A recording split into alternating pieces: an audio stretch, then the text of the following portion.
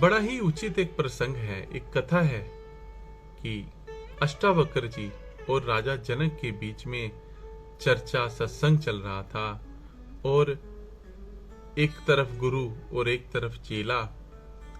जनक जी अष्टावक्र जी से प्रश्न करते हैं कि महाराज, इन आंखों से पूरा जगत तो दिखता है, छोटी सी छोटी वस्तु भी दिख जाती है, सड़क पे रेंगती हुई कीड़ी भी दिख जाती है, लेकिन महाराज जो हमारा मूल स्वरूप आत्मा है वो इन आंखों से क्यों नहीं दिखती।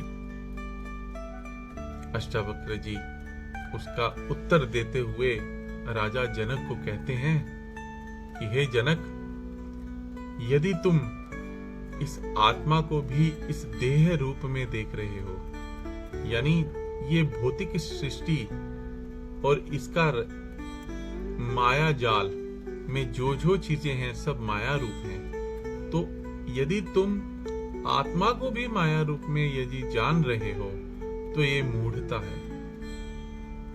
हमें इससे ऊपर उठना है। राजा जनक जी कहते, हे गुरुदेव, आप बताइए हम इससे ऊपर कैसे उठ सकते हैं और हम अपनी आत्मा को कैसे पहचान सकते हैं, उसे देख सकते हैं। अष्टावक्र जी कहते हैं कि राजा जनक, हमें सबसे पहले ये जानना होगा कि आत्मा इस शरीर में है। आत्मा जहां तहां चहुं ओर है। आत्मा कहीं बाधित नहीं है। आत्मा का कभी कोई अंत नहीं होता।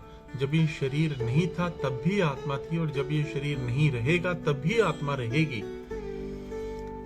ये केवल तुम्हारे वस्त्र हैं जिसे ओढ़ करके आत्मा यहाँ वहां घूमती रहती है इस संसार में। जब इस आवरण का समय आएगा भंग होने का, उस समय ये शरीर मृत्यु को प्राप्त होगा, लेकिन तुम्हारी आत्मा वैसी की वैसी बनी रहेगी।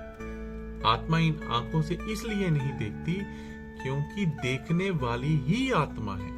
यानी जब हम किसी शीशे के सामने खड़े हो जाते हैं तब हमें हमारा स्वरूप दिखाई देता है, यानी हमारा शरीर दिखाई देता है, लेकिन हम अपनी आंखों से अपनी आंखें नहीं देख सकते। आंखें सबको देख सकती हैं, अपनी आंखों को नहीं देख सकती।